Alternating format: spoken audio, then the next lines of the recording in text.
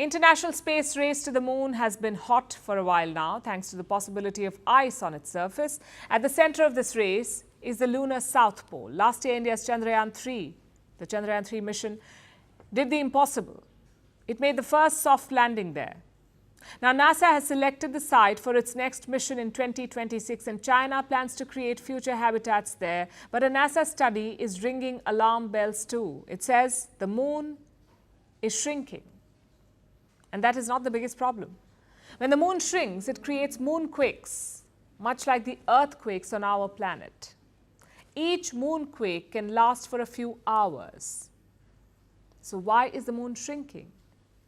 Does this discourage space exploration to the moon? Our next report tells you. Frank Sinatra once famously sang, "Fly me to the moon." Now, someone may need to tell him that's probably not a good idea. We aren't saying this, a new study is. It was funded by NASA. We mention this so you know that we aren't just howling at the moon. This is serious business, and it is ringing alarm bells. The study says that the moon is shrinking. You heard that right? Our beloved moon is shrinking. Now, Gen Z may say, first craters, now wrinkles. Clearly the moon needs a skincare regime. But it's not that simple. Despite what its appearance may suggest, the moon has a hot interior. The outer layer of its interior is molten, and with time it keeps cooling off. As it cools, the moon shrinks. The interior volume changes, so the crust has to adjust, and the surface creases. Think of it like a drying grape. It shrivels into an ugly, wrinkled raisin. The same thing is happening to the moon. Like most things in space, this is a slow process. Over the past few million years, the moon has shrunk about 150 feet in circumference. But the shrinking is not the worst part. What it leads to is the problem. You see, the moon's surface is brittle, so when it shifts, the wrinkles formed are actually cracks, like faults on Earth. Faults are fracture zones on the surface. Because of this, the moon is prone to quakes. Much like earthquakes on our planet, it suffers moonquakes. They can last for hours and cause landslides. The strongest moonquake recorded was equivalent to a 5.0 magnitude earthquake.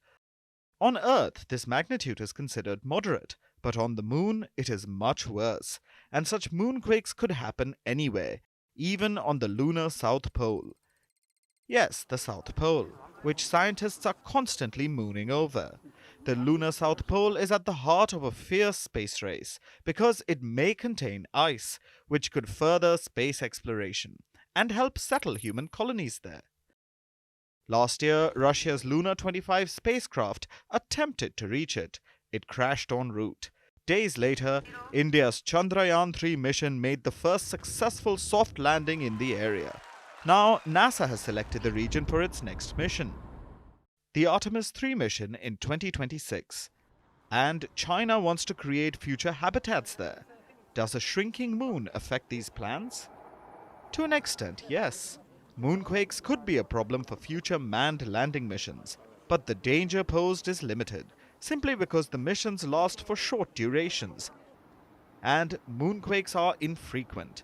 But for long-term plans, like sending future human settlers to the moon, moonquakes would be a problem. The only upside is the quakes would create a new opportunity. They would help us understand the moon better. So while this study may dampen some plans, it also illuminates the lunar surface further. Not in the real sense, of course. We have the sun for that.